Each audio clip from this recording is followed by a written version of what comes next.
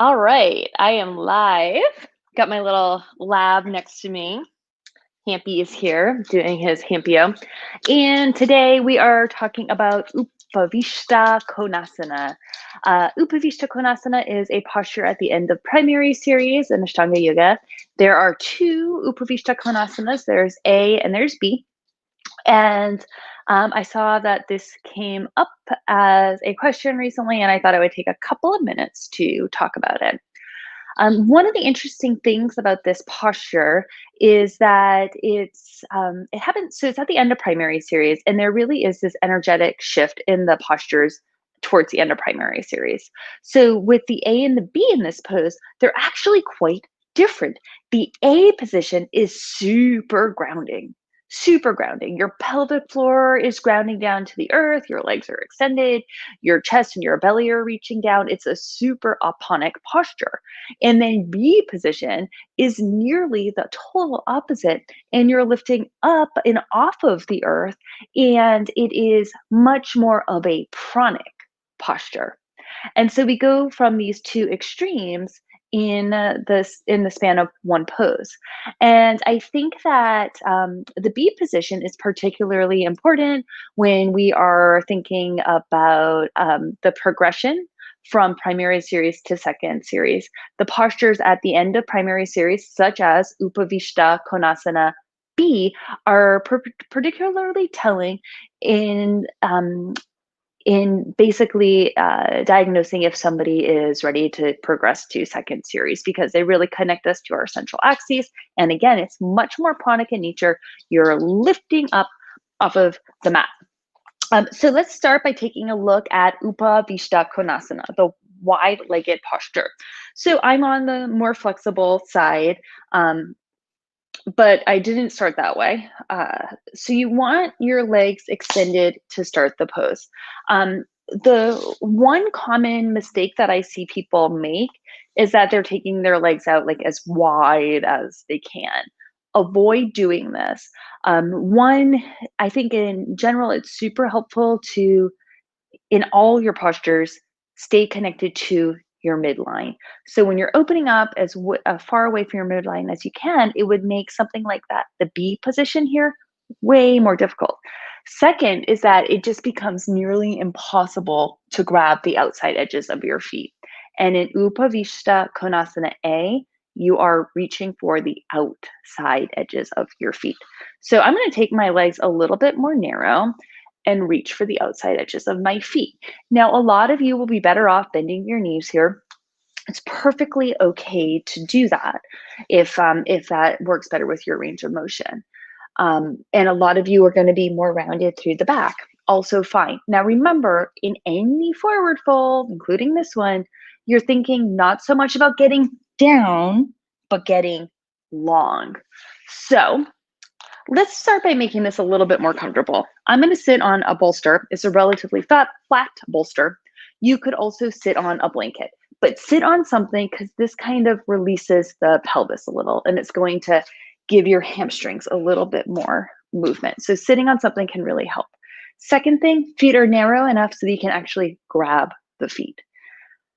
Third thing, when you come into the forward bend, and let me correct myself. If you can't grab your feet, even if they are kind of narrow, you can always grab up shins, ankles. You're shooting for the feet, but if that's not where you are yet, it doesn't matter. Just grab something. Grab what you can. No huge deal. So I'm going to grab the outside edges of my feet. And then as I start to fold down, remember, you're going not for the rounding of the back, but for length. So I start to hinge forward. And then for me, because I am more flexible, I could easily just collapse down here. This is a good cue for everybody because some of you are going to be more flexible. You can immediately reach forward and get like your belly on the mat.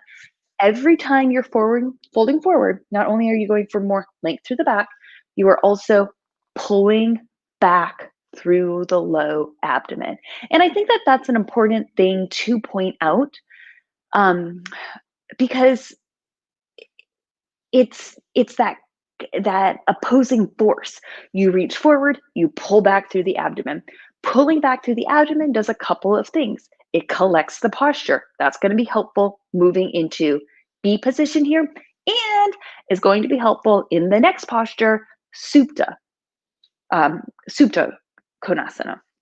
So you want to create that pattern of the opposing forces. You reach forward with the back into a forward bend, your abdomen pulls back. The second super important thing that this action does for you here, the pulling back of the low abdomen, it protects your hip joint. And I really want to drive that point home for you because people who are really, really flexible in forward bends can very easily impinge themselves with their hip joint. So you might feel some pinching there. You're letting the weight of your body hang into the hip joint. You want to create kind of space there by pulling the abdomen back. So if I were in the room with somebody and I was adjusting them, I often will just come in, take my fingers, put them right here in their low belly, and pull them back a little. So it'd be like that kind of action, and then fold forward. So this causes way, way, way more engagement through the low belly, which is always a good thing in my opinion. So reach forward, the blanket or the bolster or whatever does help, and then pull back through the low abdomen. Keep the back long and take your time making your way down. And then the final thing that I frequently correct on people is that there's a tendency to roll the legs in here or perhaps roll them out. Try to keep the kneecap pointing up to the ceiling. So let me just show you this view as well. My legs are not too wide because I want to be able to catch my feet. Tone the low belly, create space through the hip joint. Start to fold down, keep pulling back, finding an opposing action, and then eventually the chest reaches down, the belly reaches down. I'm creating space and I'm trying to stay long. And I'm also trying to keep my kneecaps pointing up. I think I rolled in a little bit, but I'm trying to keep them up. That's A position. Now, B position is more fun. And B position is a great example of working your edge in a posture because it's really easy to do. Well, like, let's face it, our body gravitates to whatever is easiest for us. And usually that is a static position. And in Upavista Konasana B, we're trying to avoid that. You want to really find dynamism in the posture. So after your 5 breaths here, you come up. You can come into B position a number of ways. You could bend your legs and lift up, and then come back to the outside edges of your feet if it's available to you. A middle step might be to grab one leg at a time. A little bit more of an advanced step might be to pick both legs up, and then an even more advanced step would be to kind of try to pull them both up. All of this it's helpful to have strong hip flexors, strong legs, strong core. I'm not going to get into the specifics about how to get into it right now. Choose one that works for you and recognize that that will change over time again and again and again. But let's talk about when you're actually in this position right here. So, like I mentioned to you at the very beginning when I was blabbing about this, this is a great place to get ready for second series. Notice how I'm lifting up out of a very, very small and wobbly foundation. So again, like when I'm down here, it's grounding. I have a big foundation. It's aponic in nature, way more pranic in uplifting, and it's hard to balance. So I can kind of easily balance here. This feels like, oh yeah, I got this. I can stay here for 10 breaths if I wanted to.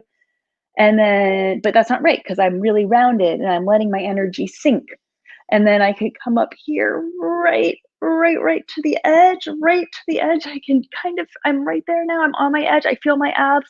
And I really, really want to fall forward out of it. And actually, I would much rather see a student fall out of it than just stay in that safe place. Because if you stay in the safe place, you're not near your edge. And you want to be working that edge because that's where change happens. And I mean, that's really what we're here for, right? Is change. It's not so much for Upavista Konasana B.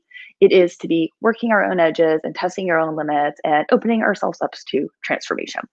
So my suggestion is to kind of find that balance point, lift up out of, I keep wanting to fall, lift up out of your foundation, feel your energy reach up, up, up, up, and do your best to balance. And for some of you, it might be more here with the legs bent, and that's also okay.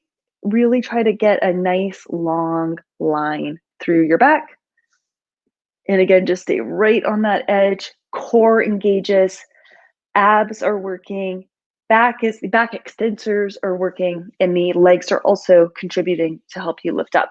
So really in B position, it becomes way more of a full body integration, full body exercise, really helping you lift up and out of your foundation. So that is Upavista Konasana A and B. And again, those are postures that happen at the end of primary series. Um, Super valuable poses when considering moving into second series. And I think that is about all I have to say for those two poses. Does anyone have any questions for me? I can take a stab at answering them for you.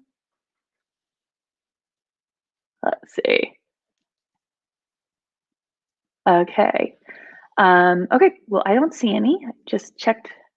I don't see any. So I hope that was helpful. I'll leave this video up. You can come back and look at it anytime you want. And thank you so much for tuning in. Thank you for being here and have an awesome weekend. Bye.